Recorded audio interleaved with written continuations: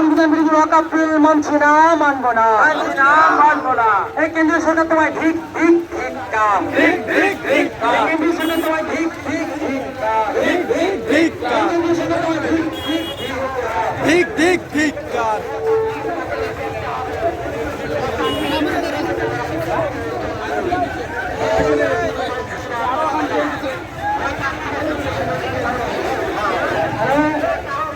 সামনে যানজট দেখা যাচ্ছে, আপনারা যানজটটা কাটিয়ে দিন।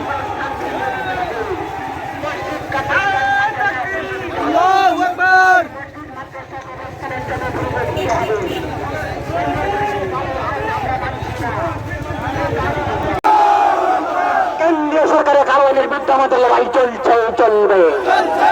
কেন্দ্রীয় সরকারের কারণের বিরুদ্ধে আমাদের লড়াই চলছে, চলবে। কেন্দ্রীয় সরকারের কারো আইন মানছি না, মানবো না।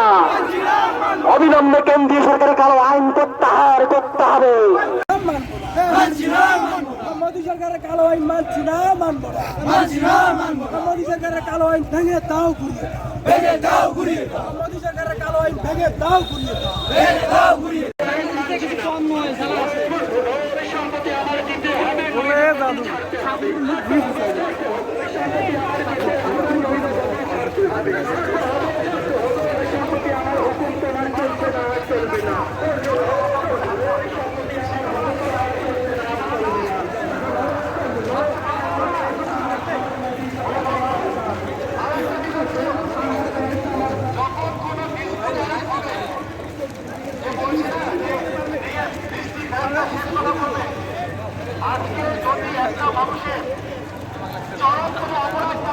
সরকার, নরেন্দ্র মোদী সরকার আজকে আমাদের যে ওয়াকফ অ্যাক্ট, সেই ওয়াকফ অ্যাক্টকে ওয়াকফ সংশোধনী বিল 2025 আজকে পার্লামেন্টে নিয়ে আসছে, রাজ্যসভা নিয়ে আসছে, আজকে রাষ্ট্রপতি সই করেছে।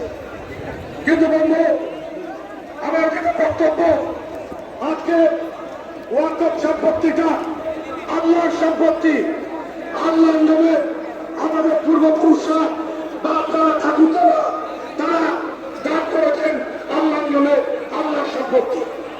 আজকে জানাই এবং মোবারকবাদ জ্ঞাপন করছি। প্রিয় ভাইরা, আপনারা বসুন, ধৈর্য রাখুন। আল্লাহ জমি রক্ষা করতে এসেছি, ফয়সালা আল্লাহ করবে।